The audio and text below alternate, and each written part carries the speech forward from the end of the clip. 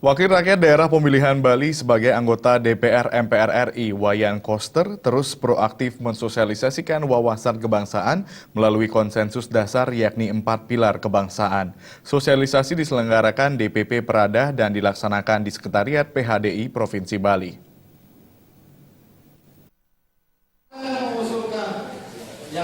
Di hadapan ratusan peserta sosialisasi yang didominasi pelajar dan mahasiswa dari sejumlah sekolah dan perguruan tinggi di Bali, calon gubernur Bali yang diusung PDI Perjuangan dan dikenal dengan sebutan Koster Bali 1 ini mengutarakan bahwa 4 konsensus dasar pilar-pilar kebangsaan yakni terdiri atas Pancasila, Undang-Undang Dasar Negara Republik Indonesia tahun 1945, Negara Kesatuan Republik Indonesia, dan Bhinneka Tunggal Ika.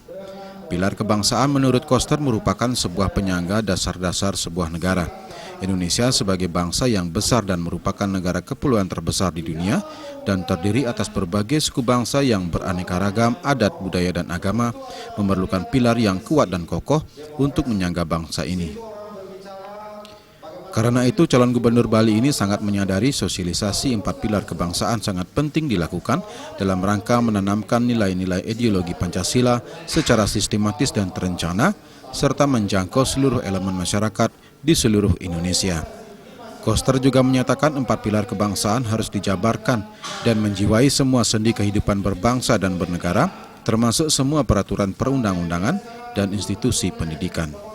Menjadikan Pancasila sebagai suatu ideologi yang mengikat seluruh sistem ketatanegaraan kita, kehidupan masyarakat kita, berbangsa dan bernegara, supaya betul-betul ini menjadi jati diri, menjadi watak masyarakat kita ke depan.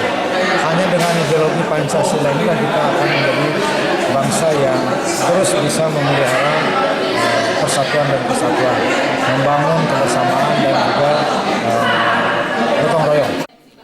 Calon gubernur Bali yang dikenal dengan sebutan Koster Bali 1 ini juga mengatakan, Perada sebagai sebuah perhimpunan pemuda Hindu dapat melakukan fungsi dan perannya melakukan pembinaan agama kepada generasi muda Hindu. Sebagai wakil rakyat di pusat, sudah menjadi kewajiban Wayan Koster selaku legislator untuk turun ke masyarakat dan konstituennya, menjalankan tupoksinya sebagai seorang anggota legislatif, yakni kontrol, anggaran, dan legislasi. Salah satu tupoksi tersebut yakni menjemput aspirasi masyarakat di daerah pemilihannya. Ini tidak membuang-buang anggaran negara, karena sosialisasi 4 pilar kebangsaan ini sangat penting, yang harus dilaksanakan oleh semua anggota MPR di daerah pemilihannya maupun juga di daerah-daerah lain melalui kelompok-kelompok masyarakat. Itu tidak membuang-buang negara. Tim Liputan